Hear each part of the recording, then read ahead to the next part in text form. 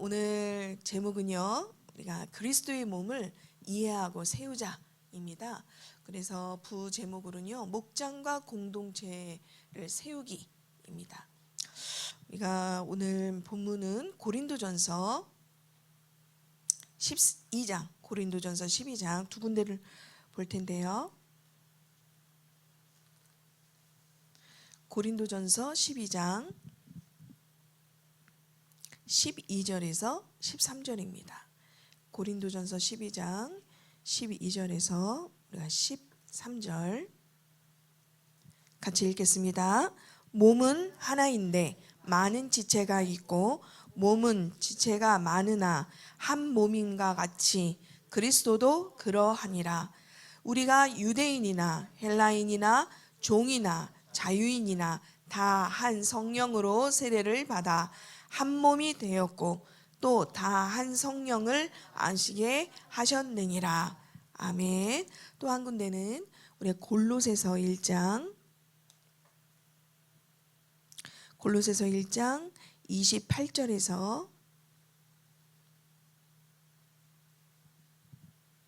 28절에서 29절입니다. 골로새서 1장 28절에서 29절 함께 읽겠습니다.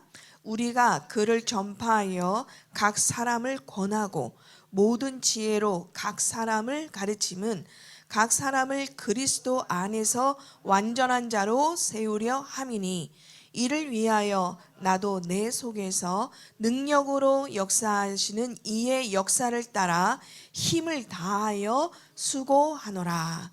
아멘.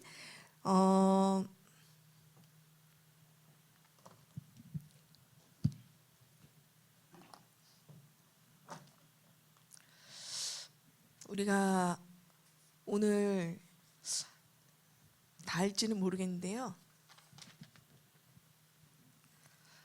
첫 번째는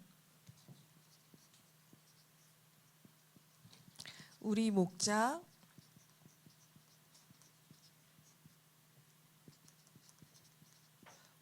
부목자들이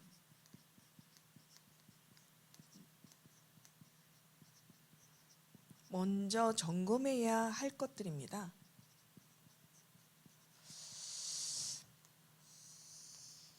먼저 점검해야 할 것들.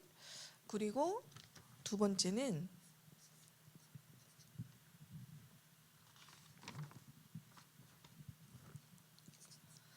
우리 리더들은 특별한 사람이 아니라 또 우리에게 맡겨진 섬기는 목자, 부목자들, 또 기관의 리더들, 이런 우리 리더들이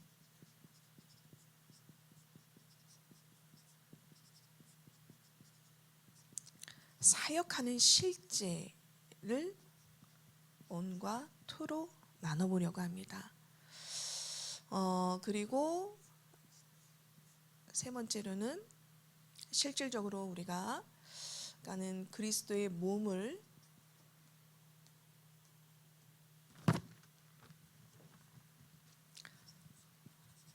이해하고 세우자.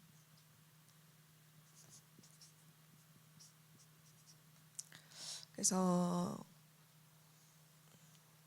그림은 좀 그러긴 한데요. 좀 그림이 제가 참 그림을 못 그립니다. 그림을 참 못 그리는데 몇 등신인지는 잘 모르겠어요. 했을 때 이게 손입니다. 손이다. 여기는 이제 발이다. 근데 이게 이따가도 또 이렇게 좀 중요하게 나옵니다.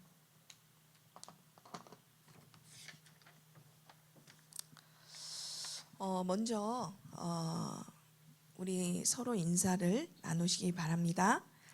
우리는 살리고 세우는 리더들로 부름받았습니다. 시작. 우리는 살리고 세우는 리더들로 부름받았습니다. 아멘. 내가 된 것 같지만 항상 하나님의 기준으로 우리가 보시길 바라고요. 우리가 2025년도 벌써 9월에 말을 보내고 있습니다. 그래서 2025년 하반기를 맞이하면서 또 우리 목장도 돌아보고, 전체 우리 목장은 19목장입니다. 제가 구목장인데 저까지 해서 청년과 남성 목자들 해서 우리 주보에 보면 19목장이 있습니다. 우리 19개의 목장 그리고 리더들, 특히 이제 목자 부목자들이 정말 하반기를 맞이하면서 본질적인 신앙을 회복하는 것이 아주 중요합니다. 본질적인 신앙들. 그래서 우리는 안에 성령이 계십니다. 그래서 내가 원하는 열매들을 맺는 게 아니라 우리 안에 계신 성령께서 우리를 통해 열매를 나타내십니다. 그래서 성령의 열매 그리고 생명의 열매들이 나타나기를 원합니다. 우리가 이 시간에 참 하나님이 이렇게 몰아가시는 것 같아요. 내가 이걸 해야 되겠다 항상 하지는 않거든요. 부담이 돼가지고. 그런데 어쨌든 선교사님을 통해서 또 목사님을 통해서 이렇게 준비하라고 하셨을 때는 이런 시간표다라는 생각이 들었습니다. 하나님이 이렇게 우리를 점검하기를 원하시는구나, 이런 생각들을 하게 됩니다. 첫 번째, 이제 여기 나와 있는 대로요, 우리 목자 부목자들이 먼저 점검해야 할 것들이 있습니다. 첫 번째 보면 성경적인 인간관입니다. 성경적인 인간관. 그리고 두 번째는 하나님을 아는 우리의 고백입니다. 특히 제가 포인트로 삼고 오늘 말씀드릴 것은요, 하나님을 아는 우리의 고백 중에서 하나님의 속성, 즉 성품에 대한 이야기를 합니다. 자, 우리가 하나님의 속성, 성품이라고 하는 거에는 비공유적과 공유적인 성품이 있습니다. 들어보셨나요? 네, 우리가 그냥 속성, 성품, 하나님의 속성, 성품 이렇게 얘기는 하지만은 사실은 비공유적 성품이 있고 공유적인 성품이 있습니다. 일단 우리가 성경에서 말하는 인간과는 뭘까요? 우리는 다 누굽니까? 죄인인 인간입니다. 우리는 죄인이다. 나는 죄인이구나. 그리고 두 번째로는 나는 하나님의 형상이다 라는 겁니다. 그러니까 형상은 우리가 비잉입니다. 존재에 대해서 다루고 있습니다. 그렇기 때문에 나는 과연 어떤 존재냐라는 거죠. 우리가 항상 우리 뭘 맡았기 때문에 이러다가 아니라 어떤 하나님이 우리를 부르셨을 때 가장 우리가 안다고 생각하지만은 놓치지 말아야 될 것들을 지금 얘기하고 있는데요. 창세기 이제 우리가 1장 26, 27절에는 뭘까요? 하나님의 형상대로 지음받은 하나님, 자기 형상, 하나님의 형상대로 우리를 만드셨다, 이렇게 이야기합니다. 그러니까 하나님의 형상은, 우리가 형상이 내가 엄마 아빠로부터 그대로 보이는 이미지가 아니라 누구의 이미지? 하나님의 이미지라는 거죠. 우리가 그냥 뭐 할머니 아이고 많이 닮았네, 아이고 이렇게 뭐 잘생, 눈이 어떻다, 코가 어떻다, 성격이 너 이렇구나, 그런 걸 떠나서 우리가 이제 하나님의 형상이라는 것은 하나님의 속성과 성품을 이미 우린 이미지로 가지고 있다는 거죠. 그게 우리 자신을 봤을 때, 우리 존재를 생각했을 때 그런 존재냐, 내가 그런 관점에서 말씀을 드릴 텐데요. 일단 죄인인 인간은 전적인 부패를 얘기합니다. 완전히 부패됐다. 완전 나는 그러니 의인이 아니다. 이런 것부터 우리가 시작되는 거죠. 우리 간단히 되면은요. 그리고 하나님의 형상은 뭘까요? 우리가 영적인 존재라는 거, 존재 자체가. 그러니까 하지만 하나님의 형상은 어떨까요? 살아있는 존재입니다. 살아있는 존재. 근데 구성은 어떻게 되어 있느냐? 흙으로, 그리고 생기로, 비로소 생명이 되었습니다. 그래서 우리는 살아있는 존재입니다. 존재 자체가. 그러니 우리는요,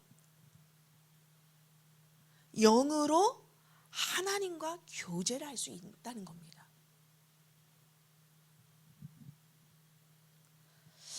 이런 것이 우리의 성경적인 인간에 대한 관입니다. 내가 어떤 존재구나.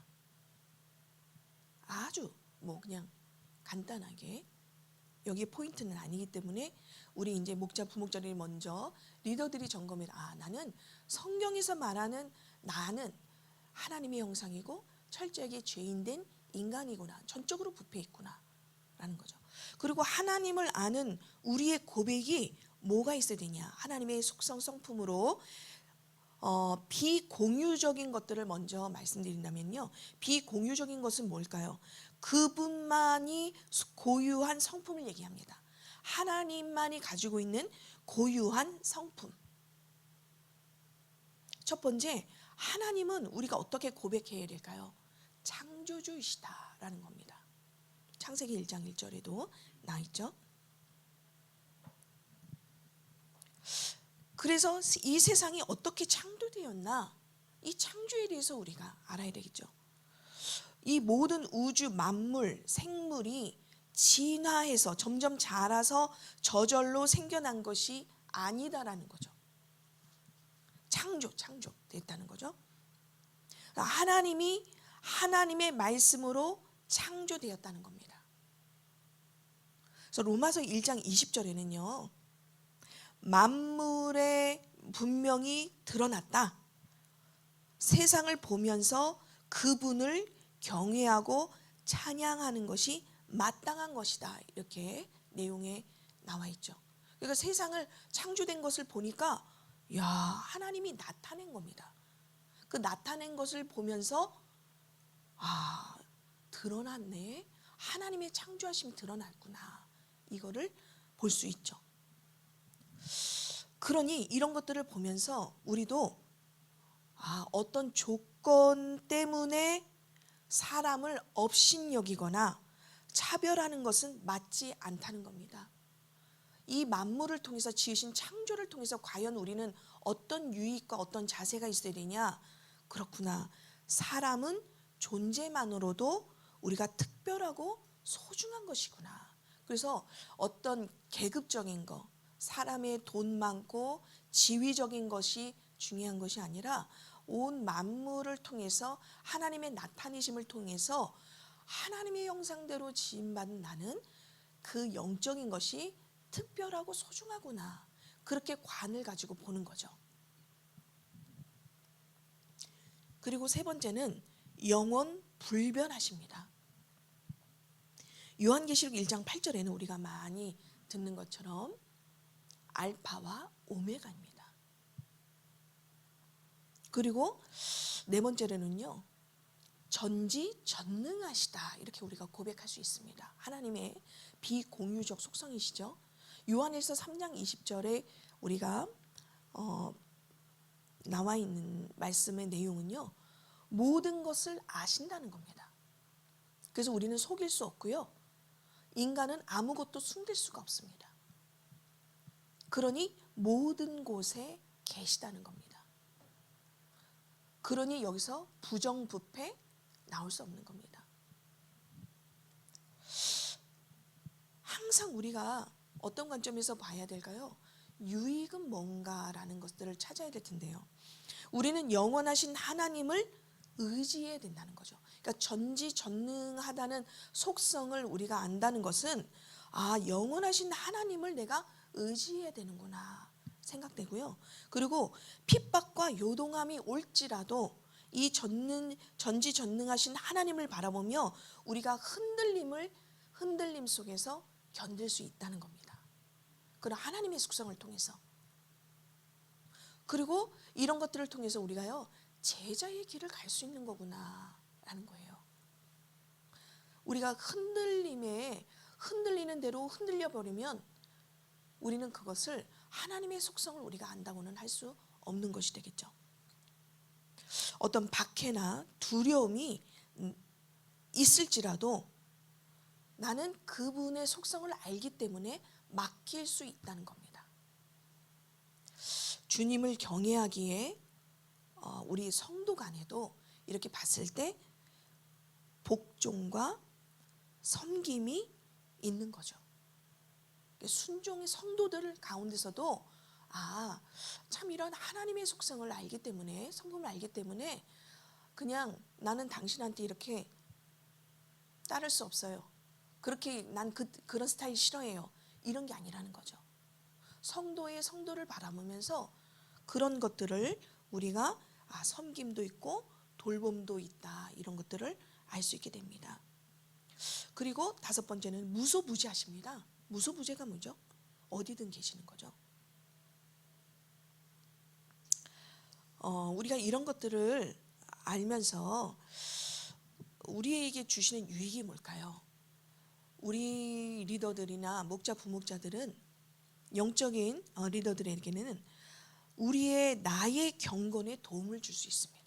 이런 하나님의 속성을 잘 알고 내가 이렇게 고백을 하잖아요.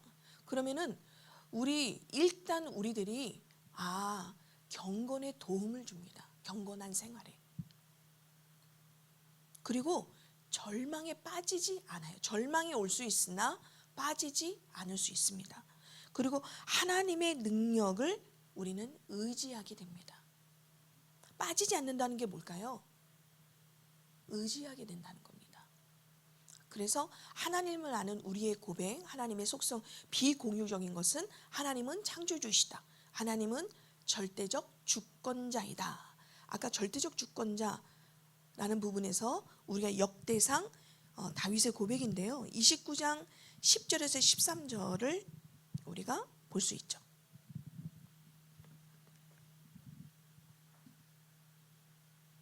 우리 역대상 29장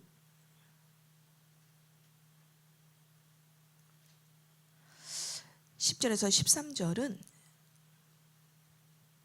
다윗의 고백인데요. 11절에 보니까 여호와여 위대하심과 권능과 영광과 승리와 위엄이 다 주께 속하였다. 이렇게 고백을 하죠. 그리고 천지에 있는 것이 다 누구의 것이냐?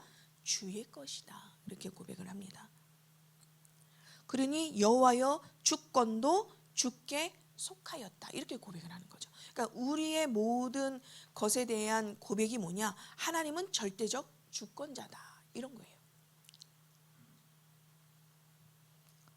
그러니 모든 사람을 크게 하시고 강하게 하심이 주의 손에 있다라는 거죠.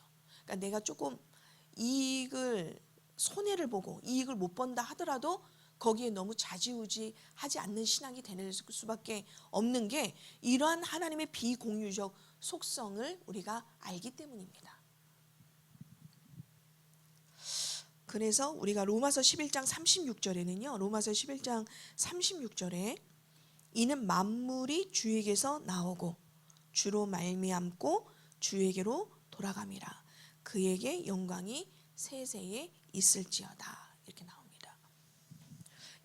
이런 것들을 우리가 충분히 베이스에 깔고 있어야 합니다.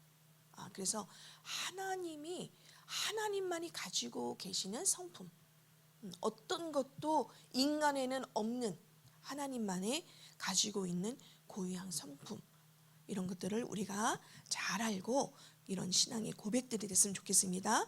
그런데 우리가 공유적인 성품은 뭐가 있을까요? 공유적인 성품에는 여러 가지가 있겠지만 이 공유적이라는 것은 하나님과 사람이 함께 가지는 성품을 얘기합니다.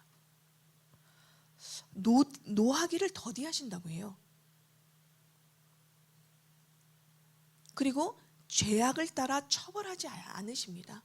용서하십니다. 그리고 불쌍히 여기신다. 이렇게 나와 있어요.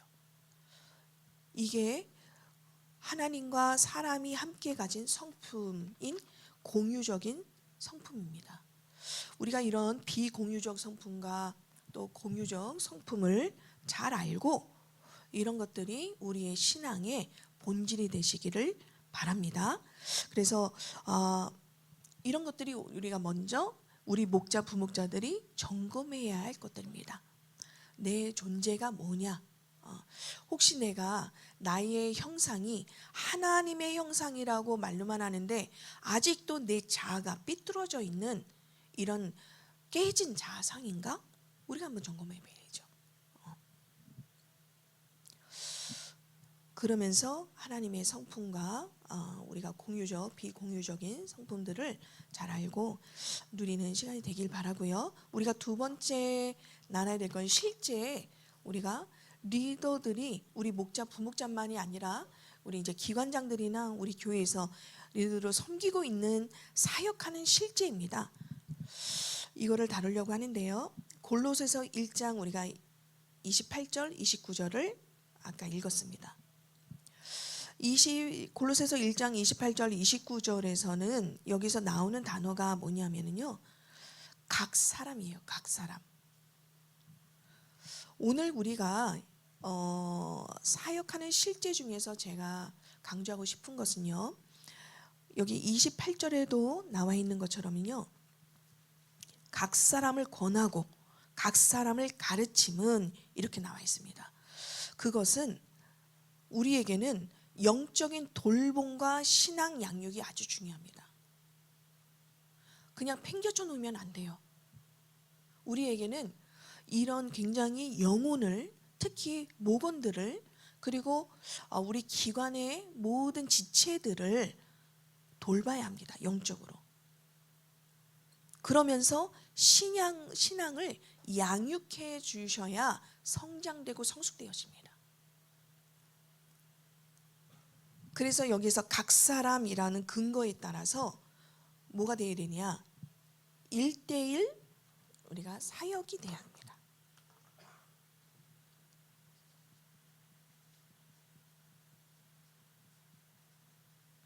(1대1) 사역이라는 것은 이거는 양육을 말합니다. 양육. 그리고 이것은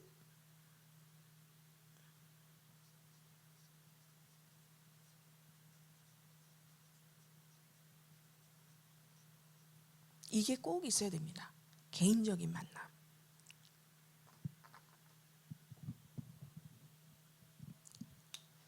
우리가 개인적인 만남이 우리 목원들에게 있어서 이루어지지 않으면은 자꾸 뭐 할까요? 이게 그냥 소그룹의 중요한 부분을 놓칠 수가 있습니다.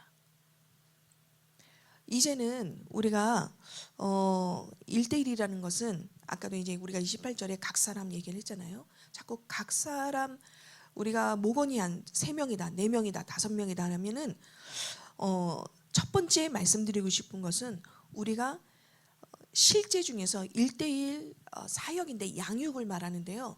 우리가 개인적인 만남들이 꼭 가지셔야 된다는 겁니다. 파악이 돼야 돼요. 이런 개인적인 만남의 키는 2가지가 있습니다. 삶과 말씀의 일치를 나눠주셔야 돼요. 그리고 하나는 한 주간의 삶에 있습니다. 모든 교제, 우리가 교제들이 있잖아요. 다른 교제가 없고 한 주간이라는 삶의 그것이 교제입니다. 교제. 우리가 나누는 것이 아니라 이런 왜 책이나 이런 것들이 있잖아요. 한 주간의 삶을 어떻게 살아냈냐. 그것이 우리가 개인적인 만남을 통해 양육을 통해서 점검되어야 될 부분입니다.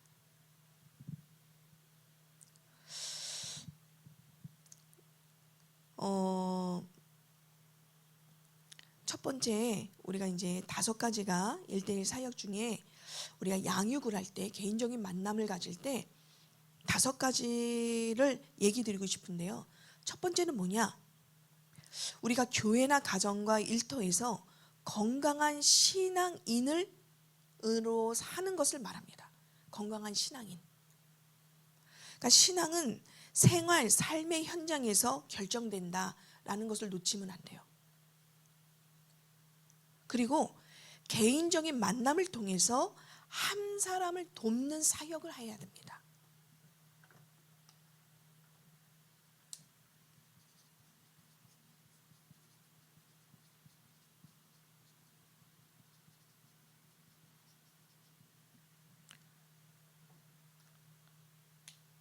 우리가 그럼 이 사람만 좋아하냐 그 얘기가 아닙니다. 우리가 2단계 때 잠깐 또 나는 시간이 어떻게 될지 모르겠지만 우리가 1대1이라는 것은 뭐냐면 양육이다 그랬죠. 그리고 이것은 개인적인 만남을 얘기한다. 그리고 이 사역은 한 사람을 돕는 사역이다 이런 거죠. 한 사람을 돕잖아요. 전인격적인 것들을 자꾸 도와주면 뭐가 보일까요? 소그룹에서 대그룹이 보입니다.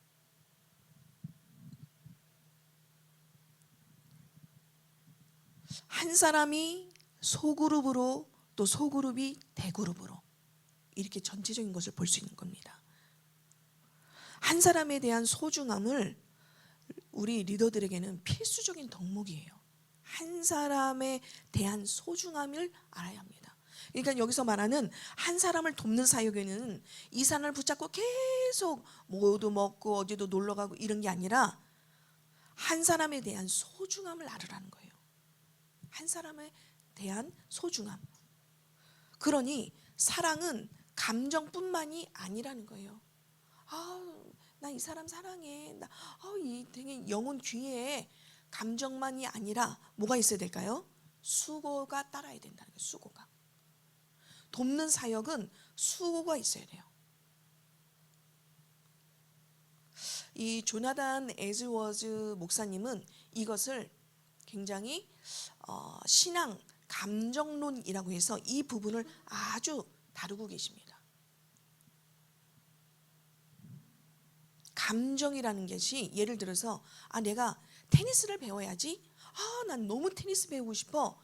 거기에 그치면 안 된다는 거예요. 테니스 할 때는 뭐도 있어야 돼요. 이론도 성경도 배워야 되죠. 그 다음에 또 테니스를 배워야 되려면은 또 자기가 직접 가서 테니스는 어떻게 치는 건지도 배워야 된다는 거예요. 그러니까 우리가 난 너무너무 배우고 싶다 이래서 배우는 게 끝이 아니다는 거죠. 감정만 갖고는 안 된다는 거죠. 우리가 수고와 행위가 있어야 실질적으로 있어야 된다 이렇게 얘기를 하고 있습니다. 그리고 전심으로 성령님을 의지해야 하는 것이 세 번째입니다. 우리는 자꾸 나를 바라보면 안 돼요. 그러면은 자꾸 그러다 보면 낙심이 오고 한계가 오고 안 변하네 이렇게 돼버려요. 그래서 세 번째 말씀드리고 싶은 건 성령님을 의지해야 합니다.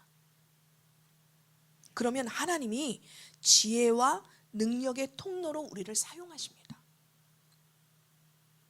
그리고 네 번째로는요, 우리가 사랑이 있어야 돼요. 자기의 시간을 들여야 합니다. 자기의 시간을 이 한 영혼을 세우는 데 있어서 자기의 시간을 내어줌으로 인해서 당신과 나는 이런 삶을 함께 한답니다 라는 거에 사랑이 부딪혀야 돼요. 말로만은 안 됩니다. 아까 얘기했죠? 감정 갖고는 안 된다. 그러면서 전인격적으로 우리가 그 사랑이 전달돼야 돼요. 내가 참 당신을 세우기 위한 이 사랑이 있습니다. 되고요. 우리가 다섯 번째로 보면은 뭐가 전달돼야 되냐? 삶이 전달돼야 돼. 삶이. 이 삶 속에서 우리가 양육하는 이 리더들이 말씀대로 살아가려고 노력하는 리더의 삶을 보게 해줘야 합니다.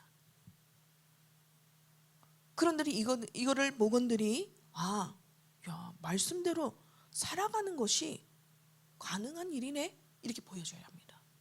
그러니까 내가 완전한 것을 보여주지 마세요. 우리는 어떤 걸 보여줘야 될까요? 내가 말씀대로 살아가는구나.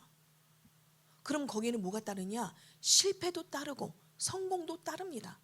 그러니까 성공하는 것만이 나를 따르세요가 아니라 하나님의 말씀대로 저는 따르고 있어요. 그걸 보여줘야 되는 거예요.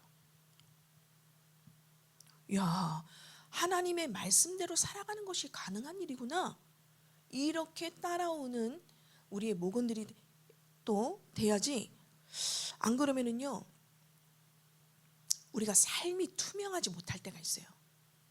자꾸 거짓으로 잘된 것만 자꾸 얘기하다 보면은 포장을 하기 일쑤입니다. 그러면 우리 자신이 이중생활을 해서 투명하지 않습니다.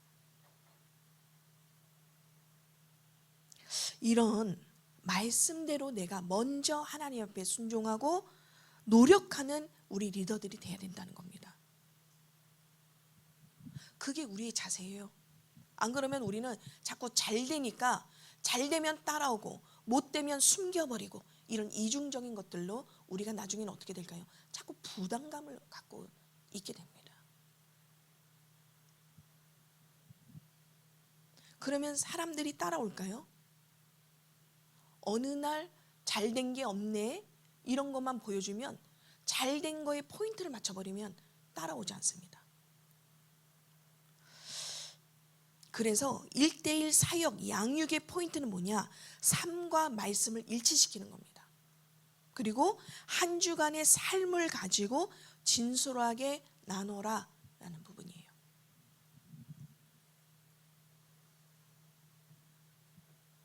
그래서 한 사람에 대한 소중함을 가지고 양육되어야 된다라는 겁니다. 그 두 번째는 우리가 1:1 사역 양육의 2단계인데요.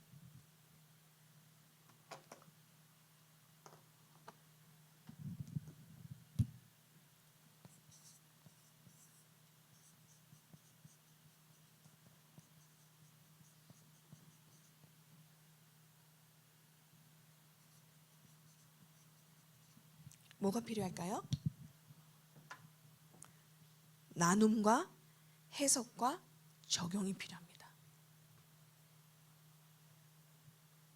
자, 나눔에는 상호 간의 소통의 과정이라고 합니다. 그러니 절대 가르치는 태도로 서지 맙시다. 본인이 받은 은혜만을 그냥 담백하게 나누는 겁니다. 하나님의 은혜를, 하나님이 하신 일, 하나님이 나를 통해서 드러낸 일을 자꾸 주체가 그렇게 돼야지, 안 그러면 아까도 얘기했처럼 자꾸 내가 하는 게 들어가 버려요. 나눔의 포인트는 하나님의 하신 것들을 담백하게 나누라 겁니다. 아까 교재가 뭐라고 그랬죠?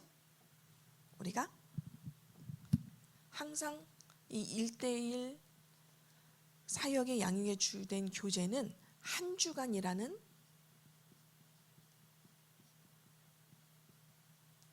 삶입니다. 이게 아주 중요해요. 자, 그리고 나눔에서는 첫 번째 한 주간의 삶을 나눠라. 그리고 설교에서 받은 은혜를 나눠라. 자, 우리가 설교라고 하니까 굉장히 딱딱하게 여기는데요. 어디든지 설교를 빠지지 않습니다. 나눔에서. 설교에서 받은 은혜를 나눠주는데요. 설교 평가하지 마시기 바랍니다. 그리고 비판하지 마시고 은혜 받게 도와주려고 한 우리가 양육인데 은혜를 받지 못하게 만들 수 있습니다. 설교는 평가하지 말고 비판하지 말아라 라는 겁니다. 그리고 설교에서 받은 이제 설교는 하나님께서 나에게 주시는 말씀의 은혜를 얘기하는 겁니다. 하나님이 나에게 주시는. 여기서 중요한 것은요. 이 설교 말씀의 은혜를 받을 때 제가 포인트를 얻어드릴까요? 하나님께서 나에게 주시는 겁니다. 하나님께서. 담임 목사님이 나에게 주시는 거라기보다는 설교는 뭐죠? 하나님께서 나에게 주시는 거예요. 우리가 자꾸 사람에게 포인트를 맞추면요. 사람이 내 감정에 따라 보일 때가 있거든요. 주의해야 합니다. 우리가. 그래서 특히 설교에서 받은 은혜를 나눠줄 때 중요한 것은 집중입니다. 집중. 내가 말씀의 은혜를 나눴다는 것은요. 은혜를 나눈다는 것은 이 집중이 아주 중요하다는 거예요. 이게 안 된다. 집중이 안 된 거죠. 그리고 하나는 나눔 가운데서 경건 생활을 꼭 함께 나눌 수 있어야 합니다. 경건 생활. 경건 생활에는 공동체 성경 읽기, 그리고 자신만의 큐티, 그리고 말씀에 대한 묵상 여러 가지가 있잖아요. 그것도 들어줘야 합니다. 서로 나눠줘야 합니다. 너무 이 나눔 중에서 아까 나눔에는 한 주간의 삶, 그리고 설교에서 받은 하나님이 주신 은혜, 그리고 경건생활, 이것들이 균형 잡히게 해서 서로 나눠야지, 안 그러면 하나만 갖고 해서는 서로가 편중될 수 있다는 것을 얘기 드리고 싶습니다. 그리고 여기서 좋은 것만 나누지 마시고, 때로는 우리의 삶 가운데 내가 이렇게 해서 승리하게 하셨다 또 나누고, 참 이런 부분에 내가 한 주간에는 참 실패도 있었던 것 같다, 그것도 나눠주시기 바랍니다. 그러니까는 진솔해다, 그죠? 우리의 교제는 뭐 될까요? 한 주간의 삶이 그러니까는 1대1 양육에서 아주 중요한 겁니다. 그리고 뭐가 있을까요? 해석이 있습니다. 해석에는 발견과 해석이 있는데요. 발견은 어떤 걸 해야 되냐? 성경에서 자기의 삶을 발견해야 합니다. 성경에서 자기 삶을 성경에서 발견하는 것들이 중요한 해석 중에 하나예요. 그리고 또 하나 해석은 성경으로 삶을 해석하는 겁니다. 아까 발견 얘기하셨죠. 그것은 하나님의 감동과 확신이 있습니다. 우리가 자신의 삶을 성경에서 이렇게 계속 발견하다 보면은 참 하나님이 나에게 이렇게 하셨네, 야 이런 거였구나, 이런 감동과 확신이 있거든요. 이런 것들을 놓치지 마시고요. 그리고 뭐가 있냐? 자원하는 마음들이 있기 시작합니다. 자원하는 마음들. 그리고 자기 성장을 말씀으로 확인할 수 있습니다. 그래서 이 해석이 굉장히 중요해요. 이런 과정이 없으면 너무 그냥 뭉뚱그려요. 제가 보니까. 그리고 자신의, 이제 우리가 아까 해석은 성경으로 삶을 해석하는 것이라고 했는데요. 자신의 상황을 객관적으로 보기 시작합니다. 안 그러면 너무 빠지게 돼요. 당신은 이해 못해요, 내 사정이 아니잖아요, 이런 굉장히 주관적으로만 빠질 수 있는데, 우리가 성경으로 우리의 삶을 해석하게 되다 보면은 내 자신의 상황을 객관적으로 이렇게 바라보게 되는 겁니다. 그러니까 하나님의 시각이 보이고, 성령의 시각이, 성령께서 나에게 하시는 시각적으로 볼 수 있게 되는 겁니다. 그래서 이런 것들이 되게 중요해요. 이게 1대1 사역, 그러니까는 양육의 2단계에 있어 3가지인데요. 이건 그냥 제가 쭉 정리한 겁니다. 자, 그리고 세 번째로는 뭐가 있죠? 적용이 있습니다. 이 적용은 성경 말씀대로 살아가는 거예요. 그리고 실천하는 겁니다. 예를 들어서 우리가 이렇게 나누고 있는데, 우리 다빈 자매가 근심과 염려가 참 힘들었어, 한 주간의 삶이. 그래서 이렇게 저하고 얘기하고 있는데, 물론 제가 아이고 그랬구나, 아유 근심과 염려 하지마 하면 안 좋아, 하나님 안 기뻐해, 이런 게 아니라 빌립보서 4장 6절 7절을 같이 읽게 하고요. 그 속에서 하나님의 시각으로 권면해 주는 겁니다. 하나님의 평강이 우리 다빈 자매에게 또 마음과 생각을 지키시는 것을 우리 한번 보자, 이런 상황이 계속 왔을 때 이렇게 해보자, 이런 권면이 되게 중요한 거죠. 그러니까 성경 말씀대로 살아가는 것, 실천하는 것을 나눠줘야 합니다. 이 적용은 말씀과 어떤 관련이 있나, 내가 이 상황적으로 봤을 때 이것이 적용입니다. 나에게 주시는 하나님의 약속은 뭘까? 그리고 그렇다면은 내가 이거를 통해서 하나님께 친밀함으로 나아가는 것들이 어떤 게 있을까? 이렇게 자꾸 시각을 바꿔주는 역할을 합니다. 적용은. 이거를 관점의 전환이라고 하죠. 관점의 전환. 그래서 성령의 인도하심을 보게 됩니다. 이게 바로 말씀의 힘입니다. 아까 제가 예를 들어서 한 얘기지만은 때로는 성도들이 우리의 목원들이 낙심이 오고 근심과 염려와 이런 상황 가운데 있을 때 이렇게 하나님의 말씀을 겉면 서로 나눌 때 이게 말씀의 힘이구나 이렇게 나누게 되는 거죠. 그리고 모든 문제의 정답을 내가 주려 하지 마십시오. 자꾸 그러다 보면 사람을 의지하게 되고 또 교만하게 되고요. 우리는 항상 하나님 앞에 겸손한 태도로 한 사람을 소중하게 생각하는 마음이 있어야 됩니다.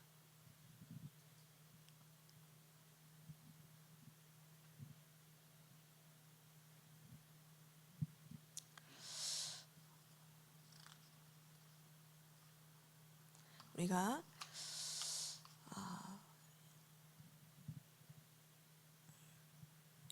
이걸 하기 전에 먼저 여기에 대한 결론을 잠깐 말씀드리면요.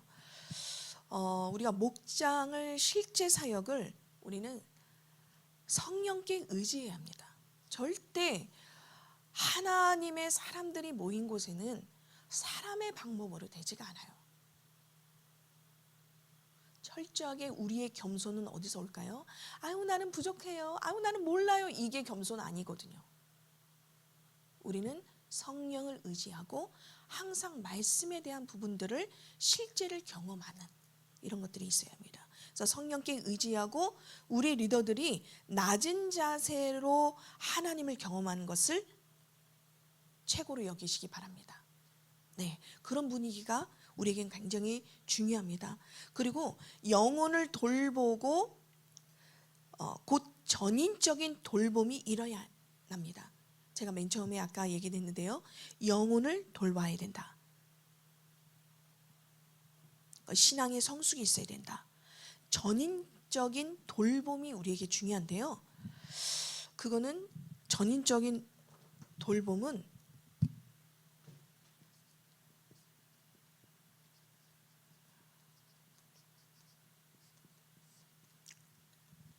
따라해 볼까요? 영혼 육사. 네. 이 영은 영적인 겁니다. 우리가 영혼을 돌볼 때에 이렇게 네 가지로 전인적인 돌봄이 있어야 되는데요. 이거는 영적인 돌봄입니다.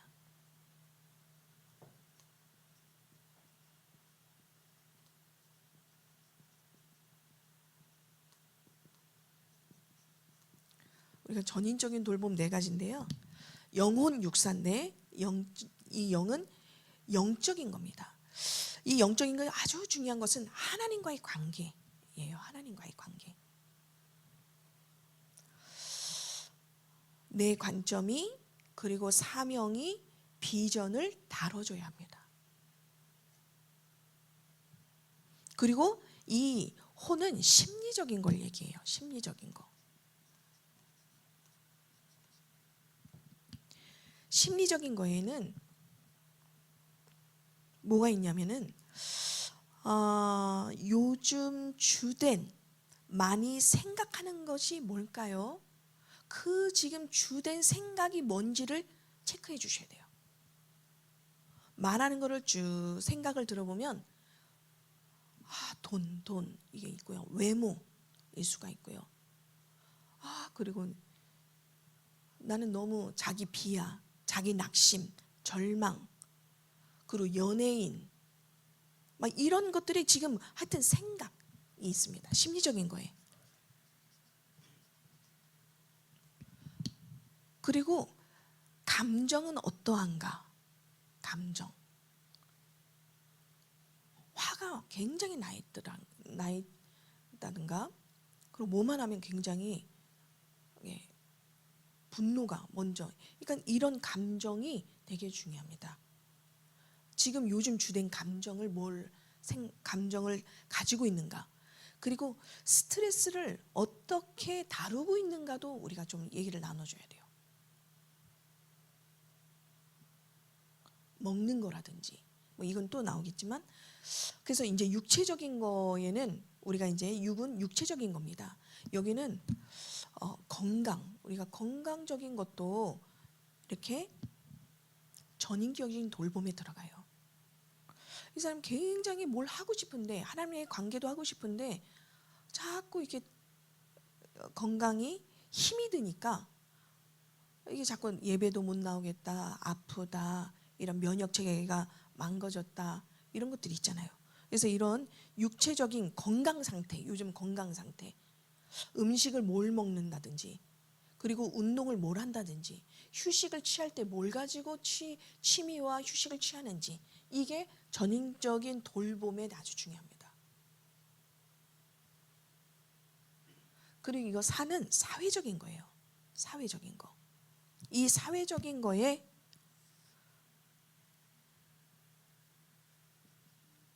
교회, 가정, 일터, 이게 다 들어갑니다.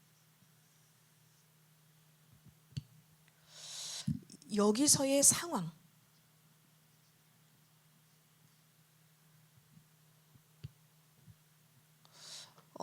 한 사람이 교회 속에서, 가정에서, 일터 속에서의 이 사회적인 관계를 어떻게 형성하고 있는지가 굉장히 중요해요. 그러니까 우리가 이런 양육에 대한 개인적인 만남을, 한 사람을 돕는데 이런 것들이 다 해줘야 된다는 얘기죠.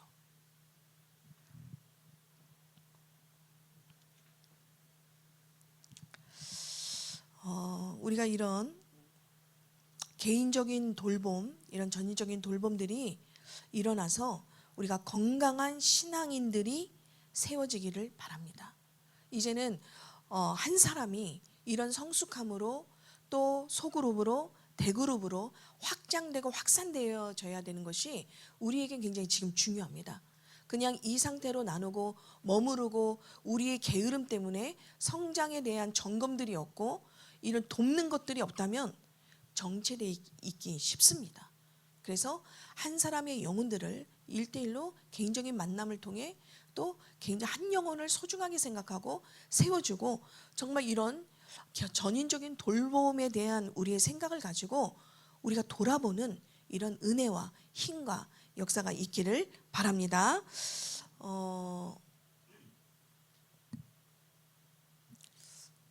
지금 30분인데 그래서 10월 11월에는 18 빼고 18목장의 목자들과 사실은 우리 기도해 주시기 바랍니다. 10월에서 11월은 이런 목자들과 3-4명씩 이제 이런 소통을 하면서 한 해 동안 어떻게 또 이런 목원들과 목장들과 어떻게 운영됐는지, 또 이런 고민은 없는지 좀 이런 목자들과 부목자들과의 이런 시간을 가지려고 합니다. 세 개에서 4목장 이렇게 해서 묶어서, 그래서 11월까지는 좀 이런 것들을 좀 같이 나눠보려고 하고 있습니다. 좀 기도해 주시고요. 그래서 이제부터는 우리가 본격적으로 11월 영혼 소출의 아주 중요한 대상자를 찾고 세우는데 집중해야 합니다. 그러니까 모일 때는 우리가 기도해 주시기 바랍니다. 영혼을 위해서. 그리고 만남, 한 영혼을 우리가 기도할 때 모일 때 기도하고 만나고 초청하는 이런 중요한 사역들이 중요한데요. 이렇게 우리의 목장이 이제는 11월 셋째 주에 우리가 추수 감사주일이 있어요. 그런 것들을 생각하면서 우리가 이런 택신자나 전도 대상자 영혼을 품고 우리가 이제 함께 진짜 본격적으로 나누는 그런 은혜가 있길 바랍니다. 그리고 이제 목장을 세우는 거, 그리고 한 사람의 목원을 건강하게 양육하는 것이 곧 뭐냐? 하나님의 나라를 세우는 것입니다. 그러니까 추상적이지 않고 정말 우리가 이런 한 사람 한 사람을 세워나가고 여기에 우리의 목표를 세우고 만나면서 이런 것들을 돌봐주고, 참 이런 것이 앞으로 우리의 목장과 공동체를 세우는 데 있어서 아주 중요한 것이라고 생각합니다.